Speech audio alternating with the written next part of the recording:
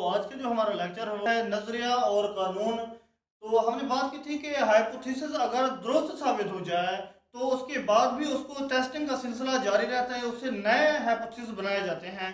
तो वही बात कर रहे हैं हम कि एक हाइपोथेसिस था, हाइपोथेसिस क्या साबित हो गया, तजर्बात की रोशनी में हाइपोथेसिस दुरुस्त साबित हुआ। तो दुरुस्त साबित हुआ कैसे भी, ये तजर्बात से। तजर्बात में हमने कंट्रोल ग्रुप भी रखा था और तजर्बाती ग्रुप भी रखा था। उसके नतीजे में ये दुरुस्त साबित हुआ। दुरुस्त साबित होने के बाद उससे फिर क्या किया जाता है, नए हाइपोथेसिस बनाए जाते हैं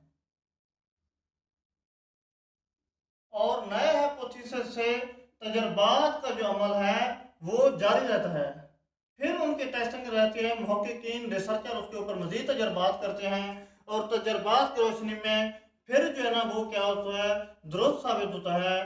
तो वो फिर क्या बन जाता है, वो बन जाता है नजरिया।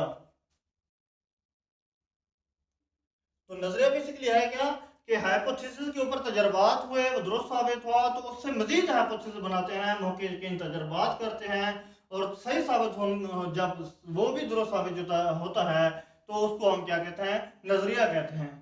तो बायोलॉजी के अंदर नजरिए की जो मिसाल है वो है इर्तिका का नजरिया। तो ये नजरिए के ऊपर क्या है, टेस्टिंग नजरिए के बाद भी क्या करते हैं, जारी रहती है। अब जबकि पहले हमने पढ़ा था कि अब नतायज हासिल हो गया, नतायज रिपोर्ट है गए, तो उन रिपोर्टिंग के बाद दूसरे साइंसदानों ने अब नया हाइपोथेसिस बनाया, तजर्बात करना शुरू कर दिए थे। तो ये टाइप नजरिए के बाद भी जो इसकी टेस्टिंग का जो तहकीक का अमल है, वो तहकीक का मरला खत्म नहीं होता। जो अमल है, मरला है, वो जारी रहता है।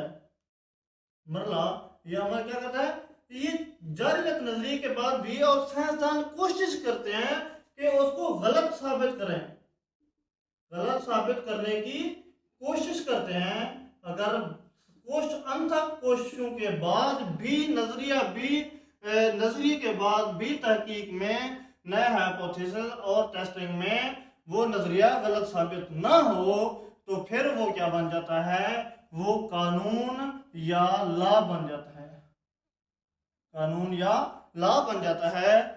और कुछ और बायोलॉजी के अंदर साइंटिफिक लॉ को मैं आपको बताता चलूं कि साइंटिफिक लॉ क्या होते हैं, नाकाबिले तरदीद। भी ऐसा लॉ, ऐसा कानून जो जिसको बिल्कुल झुटलाया ना जा सके, उसको यूनिवर्सल लॉ या ना कहा जाता है या साइंटिफिक लॉ कहा जाता है। उसकी मिसाल बायोलॉजी के अंदर क्या है, हार्डी वेनबर्ग लॉ।